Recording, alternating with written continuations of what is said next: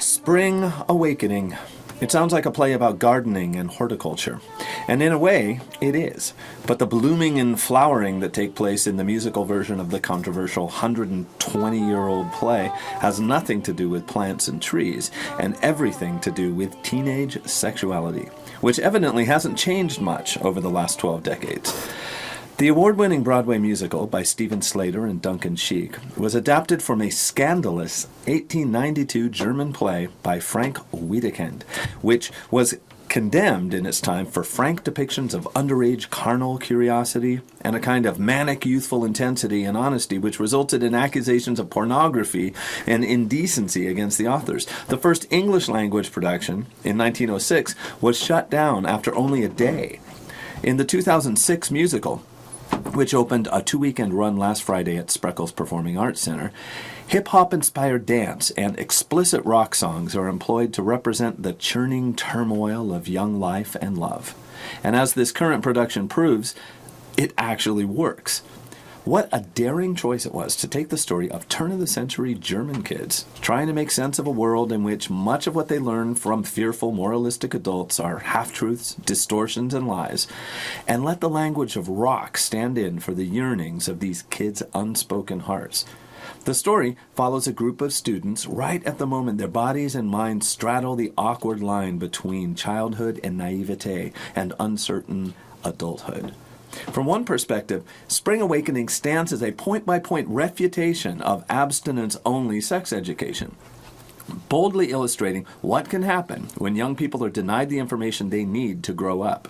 From the opening number, when a teenage girl begs her mother to tell her where babies come from, we see a world where kids are spoon-fed a diet of storks, fairy tales, and vaguely non-specific threats of damnation, should they ever give in to their confusing, unrelenting urges. Denied any real information about sex, these kids are left alone to make their own mistakes. To get this kind of material right, you need a bold, daring cast of young people, and director Scott Vanderhorst has built an astonishingly committed ensemble to tell this story. A story that, despite the heaviness of the material, is filled with humor and energy. With inspired choreography by Michaela Snyder, the school-age heroes and heroines of this gleefully angsty epic stomp, twitch, twist, twirl, and rock out to the bottom of their souls, fairly exploding across the stage in tuneful musical numbers. In Spring Awakening, there are some fine young voices on display, and though the acting is occasionally a little uneven, there is not one moment where the cast's deep-down identification with the material is not breathtakingly evident. It's a youth production, yes, and that's exactly why this works so well. There's something exhilarating, perhaps a bit dangerous, but undeniably thrilling about watching a mob of upset, outraged teenagers dancing their hearts out and, occasionally singing some pretty scathing obscenities. A similar energy certainly helped turn Hair into a theatrical symbol of 60s-era indignation and hope, and something akin to that happens in Spring Awakening. Raw, rowdy, and real, this show gives its own voice to a generation and does it with energy, honesty, and power.